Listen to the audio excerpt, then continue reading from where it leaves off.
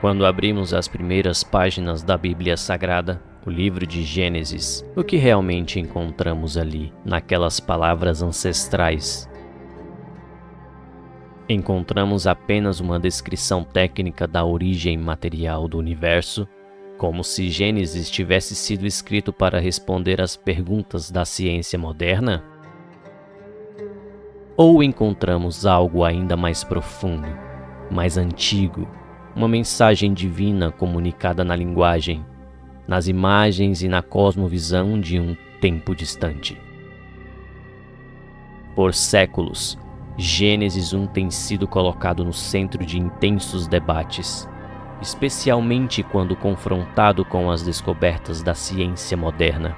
Muitos sentem uma tensão, aparente contradição entre a fé e a razão. Mas, e se parte dessa tensão nasce do fato de lermos um texto antigo com perguntas que pertencem ao nosso mundo moderno? E se Gênesis 1 não estiver tentando competir com a ciência, mas proclamar algo anterior, maior e mais fundamental? Quem é o Criador? Que tipo de mundo ele ordenou? E qual é o lugar do ser humano dentro dessa criação? Hoje, convido você a uma jornada. Uma jornada para redescobrir o mundo conceitual de Gênesis 1. Para tentar ouvir sua mensagem original com a humildade de quem se aproxima do sagrado.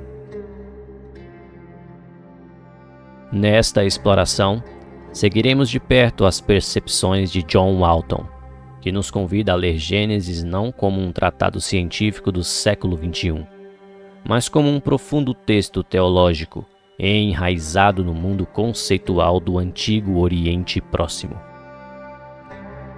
E antes de prosseguirmos, é preciso deixar algo claro. Esta reflexão não nega que Deus criou todas as coisas. A fé bíblica afirma que tudo existe por Ele, por meio dEle e para Ele. O ponto central em Walton é outro. Gênesis 1 não está organizando em primeiro lugar para explicar mecanismos materiais, mas para revelar a ordem, a função e o propósito que Deus estabelece no cosmos. Nossa busca não é diminuir a autoridade das Escrituras, é honrá-la, permitindo que ela fale em seus próprios termos, dentro do mundo em que Deus escolheu revelá-la.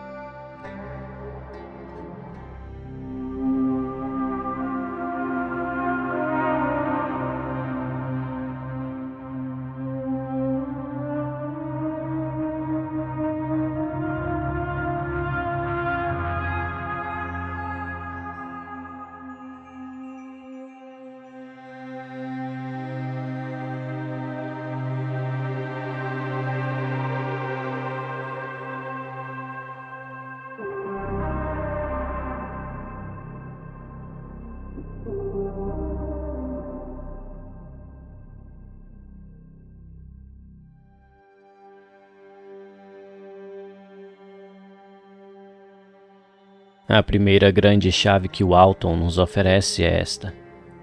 Gênesis 1 é fundamentalmente cosmologia antiga. Mas o que isso significa?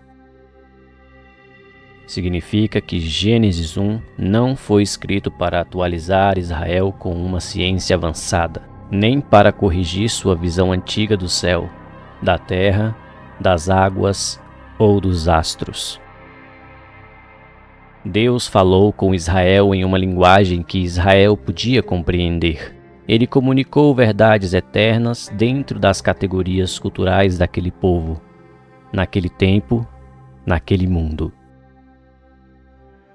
No pensamento antigo, incluindo a dos israelitas, o universo era compreendido em termos de ordem, propósito e função. A existência de algo não era definida apenas por sua materialidade, mas pelo papel que ocupava dentro de um sistema ordenado. Para nós, modernos, a pergunta costuma ser: do que isto é feito. Para o mundo antigo, a pergunta pela função era central. Qual é o papel disso? Para que serve? Como isso contribui para a ordem do cosmos? Essa diferença é decisiva. Para compreendermos Gênesis 1 com profundidade, precisamos tentar entrar no mundo conceitual de seus primeiros ouvintes, não para negar a nossa fé, mas para escutar melhor a palavra de Deus. Impor nossas categorias científicas do século XXI a um texto de 3 milênios atrás é um anacronismo. É como tentar entender uma poesia antiga usando um manual de engenharia. Walton nos chama a uma humildade hermenêutica. Antes de perguntar o que Gênesis responde às nossas equações modernas, precisamos perguntar o que ele comunicava ao povo que primeiro recebeu essa revelação. E talvez, ao fazer isso, descubramos que a pergunta principal de Gênesis 1 não é apenas como o mundo foi feito materialmente, mas quem ordenou o mundo, que ele existe e para que ele funciona. Se Gênesis 1 é cosmologia antiga, e se a cosmologia antiga é orientada para funções, isso nos conduz à segunda grande percepção de Walton. A criação descrita em Gênesis é, primariamente, criação de funções, de ordem e de propósito. Não se trata de negar que Deus seja o criador da matéria. A Escritura, em seu conjunto, afirma que Deus é o criador de todas as coisas. Mas Walton observa que o foco específico de Gênesis 1 está em mostrar Deus organizando o cosmos para que ele funcione como um sistema ordenado, habitável e cheio de propósito. No pensamento do antigo Oriente Próximo, algo verdadeiramente existe, não apenas quando possui substância material, mas quando recebe uma função dentro de uma ordem estabelecida. Um trono, por exemplo, não é apenas madeira, metal ou pedra. Ele existe como trono quando cumpre sua função real, quando o rei se assenta nele e governa. Uma empresa não existe plenamente apenas porque há um prédio, papéis ou uma placa na porta. Ela existe em sentido funcional, quando começa a operar, quando sua atividade tem ordem, propósito e reconhecimento. É essa a lógica que Walton aplica à leitura de Gênesis 1. Consideremos o verbo hebraico bará, traduzido como criar. Walton observa que, na Bíblia, Deus é sempre o sujeito deste verbo. O ser humano faz muitas coisas, constrói muitas coisas, fabrica muitas coisas, mas somente Deus, bará. E o objeto desse verbo nem sempre é algo material. Deus cria Israel como povo. Deus cria pureza no coração. Deus cria a realidade que envolve identidade, vocação, ordem e propósito. Por isso, quando Gênesis 1 diz que Deus criou, Walton chama nossa atenção para algo essencial. O texto não está apenas descrevendo fabricação, está proclamando organização. Não apenas matéria, mas sentido. Não apenas origem física, mas função dentro da ordem divina. E o que dizer do estado inicial descrito em Gênesis capítulo 1, versículo 2? A terra era sem forma e vazia, e havia trevas sobre a face do abismo. A expressão hebraica tohu bohu é muitas vezes lida como se descrevesse uma inexistência material absoluta, mas Walton entende essa expressão como a descrição de um estado não funcional, desordenado e improdutivo. Não é o nada filosófico, é uma realidade ainda não organizada para cumprir seu propósito. É um espaço sem função definida, sem ordem operacional, sem as condições estabelecidas para a vida humana e para a habitação divina. Era como um edifício antes de ser inaugurado. A estrutura pode estar ali, mas ainda não está pronta para funcionar como casa, palácio ou templo. É nesse contexto que os 6 dias da criação ganham uma profundidade decisiva. Os 3 primeiros dias estabelecem as grandes funções fundamentais do cosmos. Dia 1. Deus separa a luz das trevas. O foco não recai sobre explicar a composição física da luz, mas sobre estabelecer a função do tempo, o ciclo de dia e noite, o ritmo que organiza a vida. Deus nomeia o dia e a noite, e ao nomear, Ele ordena. Ao separar, Ele estrutura. Ao declarar, Ele atribui função. Dia 2. Deus separa as águas de cima das águas de baixo por meio do firmamento, ou expansão. Aqui, Ele estabelece a função dos espaços, das esferas de atuação, do ambiente onde a vida poderá se desenvolver. Dia 3. Deus separa a terra seca das águas e ordena que a terra produza vegetação. Ele estabelece a função da terra como base para a vida, como espaço de produtividade, sustento e fecundidade. Percebem o padrão? Não é apenas sobre fazer coisas, é sobre fazer o mundo funcionar. É sobre trazer ordem ao que era não funcional. É sobre transformar o caos improdutivo em cosmos ordenado. E os 3 dias seguintes continuam essa lógica de ordenamento funcional.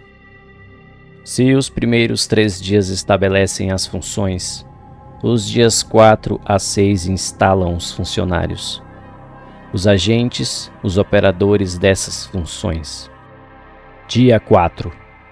Deus faz os luminares, o sol, a lua e as estrelas. O foco do texto está em sua designação.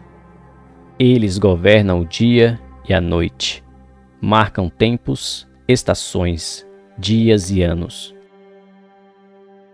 Eles não são divindades, como muitos povos antigos imaginavam. São servos, são sinais, são instrumentos dentro da ordem do Deus único.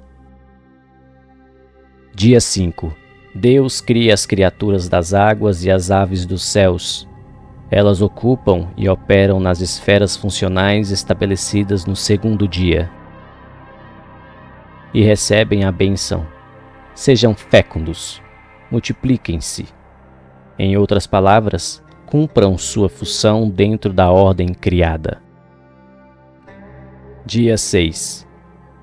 Deus cria os animais terrestres. E então, como clímax da narrativa, Deus cria o ser humano, homem e mulher, à sua imagem e semelhança. Aqui está o ponto mais alto da criação funcional. O ser humano recebe uma vocação. Ser imagem de Deus não é apenas possuir uma qualidade interior, é representar Deus na Terra. É exercer o domínio responsável, é administrar, cultivar, guardar e refletir o caráter do Criador dentro do mundo que Ele ordenou.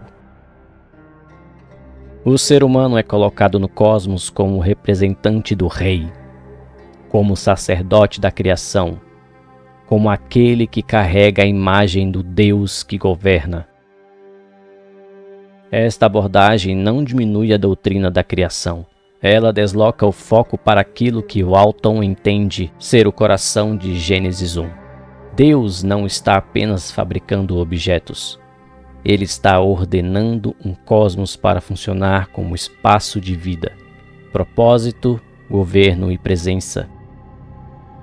Se a narrativa da criação se concentra em dar função e propósito ao cosmos, então nosso lugar no mundo também muda.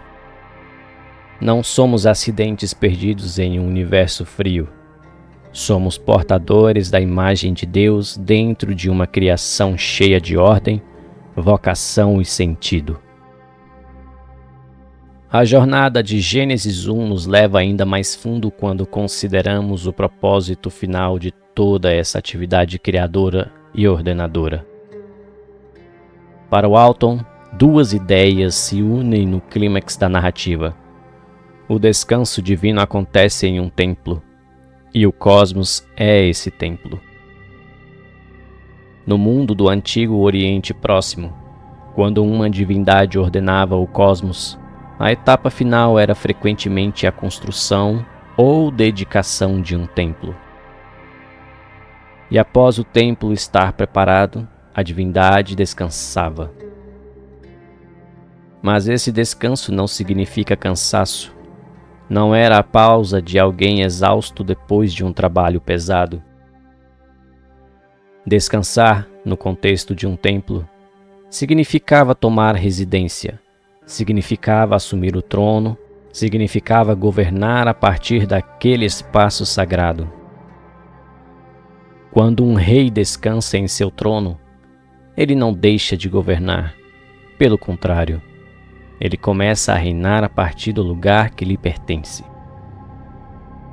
Assim, em Gênesis 1, os 6 dias de ordenamento funcional podem ser compreendidos como a preparação do cosmos para sua grande inauguração, ou o universo inteiro como o templo do Deus Criador. Cada ato de separação, nomeação e designação de funções é um passo nessa consagração cósmica. Deus estabelece o tempo. Deus estabelece os espaços.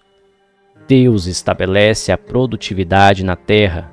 Deus instala os luminares, os seres viventes e, por fim, o ser humano como sua imagem. Tudo caminha para o 7º dia. E abençoou Deus o dia 7º, e o santificou, porque nele descansou de toda a sua obra que Deus criara e fizera. O 7º dia é o clímax, não porque Deus deixou o mundo para trás. Ele assumiu seu repouso real. Deus entra em seu descanso como rei entronizado em seu templo cósmico. A criação está ordenada, as funções estão estabelecidas. O cosmos agora opera sob o governo soberano do Criador. E isso muda profundamente nossa visão de mundo. O universo não é uma máquina autônoma, abandonada à própria sorte. Também não é um espaço profano, neutro, vazio de significado. O cosmos é o espaço da presença e do governo de Deus. É o templo onde sua glória se manifesta, onde sua ordem sustenta a vida, onde sua sabedoria organiza todas as coisas. E se o universo é templo, o ser humano, criado à imagem de Deus, carrega uma responsabilidade sagrada.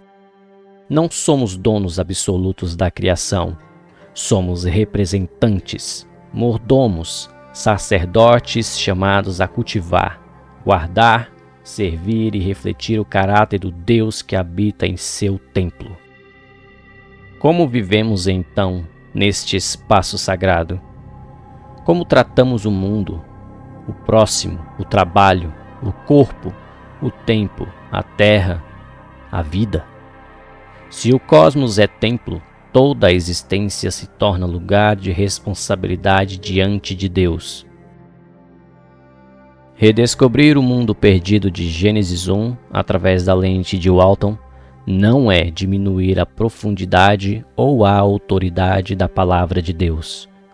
É permitir que Gênesis fale como Gênesis, um texto antigo, sagrado, teológico, poderoso, revelado por Deus a Israel e preservado para todos nós.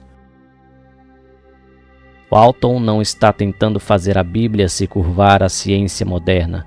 Pelo contrário, ele resiste à tentativa de transformar Gênesis 1 em um texto científico moderno. A ciência trabalha com mecanismos materiais. Ela observa, mede, compara, testa hipóteses e descreve processos. Gênesis proclama algo que a ciência, por seus próprios métodos, não pode proclamar: propósito. A ciência pode descrever mecanismos. Gênesis anuncia o Deus que ordena, sustenta e dá sentido a todas as coisas. E aqui, a tensão entre fé e ciência encontra um caminho mais sereno. Não porque a Bíblia tenha menos a dizer, mas porque ela diz algo mais profundo. O mundo não é fruto do vazio, nem está entregue ao acaso sem sentido. O mundo pertence a Deus. Essa visão produz uma teologia forte. Deus não é um relojoeiro distante, que deu corda no universo e se afastou. Ele é o Rei entronizado em seu templo cósmico, sustentando, governando e mantendo a criação em funcionamento. O descanso de Deus não é ausência, é presença soberana. O sétimo dia não é silêncio divino, é governo divino. E nós, como Imago Dei, somos chamados a viver à altura dessa vocação, chamados a refletir seu caráter, a promover a vida, a cultivar a ordem, a agir com responsabilidade, a viver no mundo como quem sabe que pisa em um espaço que pertence ao Criador. Essa perspectiva não enfraquece a doutrina da criação, ela enriquece. Ela conecta a criação com soberania, criação com culto, criação com propósito, criação com ética, criação com presença divina. Talvez, ao olharmos para o céu estrelado, ou para a complexidade de uma simples folha, possamos ver mais do que a matéria e energia. Talvez possamos perceber os contornos de um templo sagrado, vibrando com o propósito de seu Criador. E talvez, ao contemplarmos nosso próprio lugar neste cosmos, possamos ouvir novamente o chamado antigo: sejam fecundos, multipliquem-se, dominem com responsabilidade, guardem a ordem, reflitam a imagem de Deus. O mundo perdido de Gênesis 1 talvez não esteja tão perdido assim. Talvez ele esteja apenas esperando ser redescoberto, não com arrogância, mas com reverência, não com a pressa das respostas modernas, mas com a humildade de quem deseja ouvir a profundidade da palavra eterna. No princípio, Deus criou os céus e a terra, e ao criar, Ele ordenou. Ao ordenar, Ele deu função. Ao dar função, Ele revelou o propósito. E ao descansar, Ele reinou. Que possamos viver neste mundo como quem vive diante do Rei, como imagem de Deus, como guardiões fiéis, como adoradores no templo da criação.